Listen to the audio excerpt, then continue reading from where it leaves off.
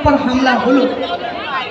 তো আমাদের প্রিয় নেত্রী, আমাদের আপসী নেত্রী মরহুম খালেদা জিয়া আমাদের বলেছেন যে আমরা প্রতিহিংসার রাজনীতিতে বিশ্বাস করি না, আমরা হানাহানি রাজনীতিতে বিশ্বাস করি না।